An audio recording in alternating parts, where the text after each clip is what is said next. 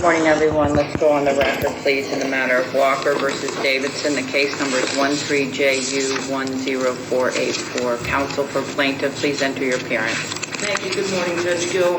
Deputy J. DeSantos, Supreme Court number 0025661. Seated with me at counsel's table is plaintiff Walker. Thank you. Good morning, Ms. Davidson. You are here today? Yes. Thank you. Guardian ad litem? Yeah, Brittany Galloway, 0085332. All right, thank you very much. Ms. DeSanto, would you like to speak to your motion? Yes, I guess. So, since the last time we were here, pursuant to your directive, my client has contacted Buckeye Ranch. And I'll let the guardian, I think, speak to that a little bit more than you and I will.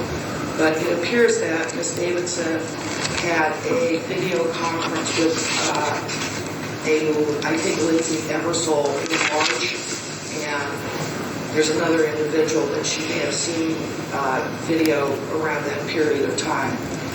The girls were both seen once at that point in time, and then from that time until the last time we were in court, there was no services going on for these children. I filed a couple more motions for contempt. There has been no compliance for over a year and a half with any court orders. There has been no compliance with Ms. Davidson complying with the psychological order. She has not seen Dr. Tenenbaum. My client has paid, has completed his assessment, has done everything required of him. He's followed every court order. At this point in time, I have to be honest with the court. My client was that he's not going to keep going this route. It's been over a year and a half. He's spent thousands and thousands of dollars, both in attorney fees, both with Dr. Tenenbaum, and he just feels like no one is, enforcing a court order. That Ms. Davidson is just walking down this path. I think that the problem here is that these children do need counseling. And I think, again, the guardian is going to address this. They need counseling, but they need counseling with a neutral counselor, not one picked by Ms. Davidson or Mr. Walker. That someone has to pick somebody and have no contact with the parents so that we see what the depth of the alienation is.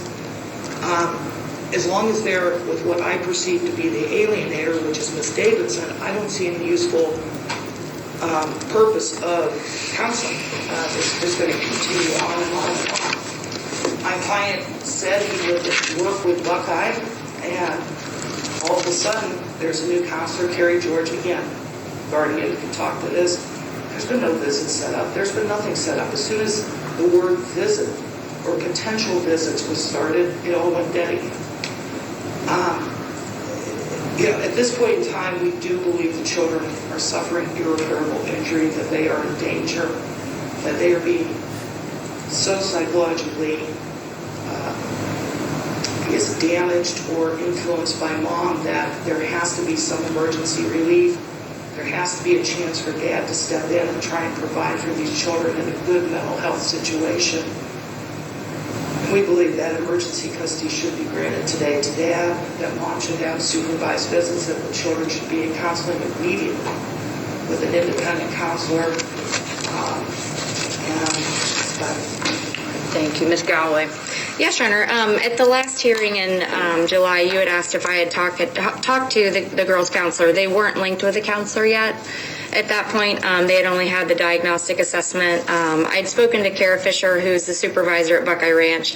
She had said that the girls were linked with a counselor, but mom did not want to use that counselor because she had had previous experiences with her and didn't want to use her. So they were relinked with someone else.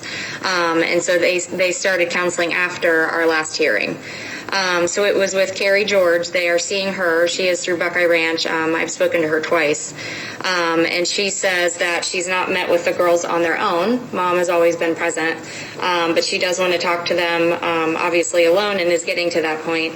But she says that the girls are really freaked out about seeing Dad, very anxious. Their whole body responds, which is what I have witnessed as well.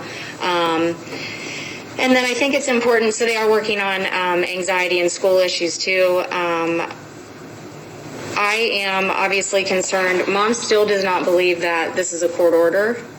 She sent an email to me, Deb, Terry, after our court hearing on July 18th saying this is a botched court case, this is illegal, if there's no court order, there's no parenting plan. She told the counselor that. The counselor had to confirm with me that there is a court order, there is a shared parenting plan. So Mom is still saying, even after you, Your Honor, telling her that there's a court order and that it is a good order in effect, still saying that, still telling the counselor that. I don't know what she's telling the girls. I've requested on the end of June that I wanted to see them in my office. Requested that through email to Mom. She completely ignored me. She told the magistrate she's not going to work with me. So I don't know what else to do. The counselor, Carrie George, had recommended that maybe that they meet at a police station because when Dad is going to pick up the kids, he wants to make a police report. So a lot of the times the police are coming with him. And if the girls see them, then they're reinforcing. That's reinforcing that he is, potentially trying to take the girls away from her. So I don't know what all is going on, what all Mom is telling the girls. Carrie hasn't figured it out yet either. So I'm very concerned about their mental health, and Mom has done everything to thwart any kind of relationship with Dad, any kind of parenting time. And like I told the court, we finally got, I finally got to observe a visit, I believe it was in June, at grandparents' house with Dad. And, despite the girls visibly shaking in fear when they first arrived at grandparents' house, within an hour they were comfortable and laughing. And, I felt comfortable enough to leave. I was not supervising the visit. I was just observing. So they were laughing, having a good time, and looked comfortable. So I don't know what else to do. She has completely ignored everything that this court has told her to do, that I've asked her to do, and she blames everyone else. And I just don't know, what else to do. I know that the counselor had also said maybe meeting at a library with Dad and the girls, some neutral place, to try to do that. She said Mom was pretty hesitant about that. Dad was on board because I know that he'll do anything to try to reestablish his relationship. So I do worry about pulling them from Mom and placing them directly with Dad, even at grandparents' house, because the counselor's telling me that they have anxiety, but we don't know if it is true fear of seeing Dad or if it is things that Mom has been, telling them, because the alleged abuse incidents were back from 2019. So I don't know what else to do or where to go from here, Your Honor. All right, thank you. Ms. Davidson. Okay, so, excuse me. The previous counselor that we were going to get set up with actually had left to drug and alcohol counseling, so she was not able to be our counselor. That's why it got put off longer. We've had numerous visits with Carrie George. I have text messages to confirm those visits. Carrie George had also spoke with Brittany about sending over a copy of the order, and Brittany never sent me over a copy of the order. She has not contacted me at all. Since before our last court date. I just don't even know what order this is, because the parenting plan is not in order. It was never said in order. There was an order for child support, but that's it. And Brittany also failed to mention that in the email that I had emailed everybody was evidence connected to that email of the previous lawyers, very experienced lawyers that I had turning against me completely because of things that Deborah DeSanto had stated. And anything else that you'd like to state today?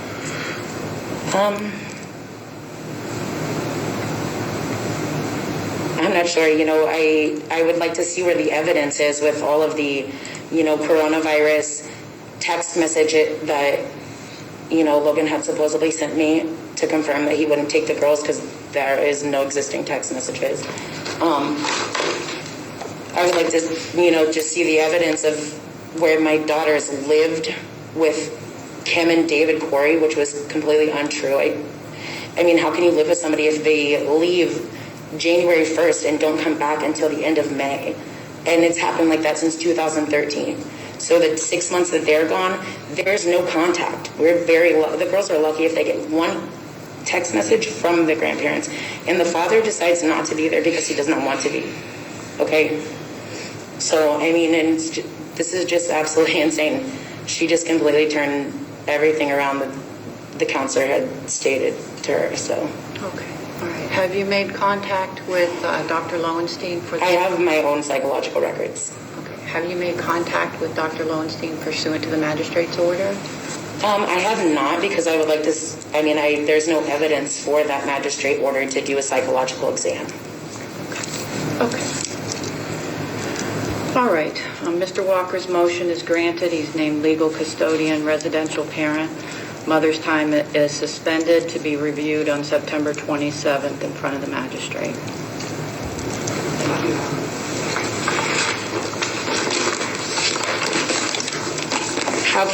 He's not a custodial father. He is now. And everything that I have is just recorded. And I'm turning every single one of you guys into this absolute insane. You're not taking my children from me. This will not happen. This is crazy. He abandoned his children. This is so insane. I subpoenaed the ladies from Buckeye Ranch. They're right outside. And nobody's speaking to them at all? This is not fair at all. These are my children. I've been here. All right. The matter is concluded. Thank you. I'll do an entry.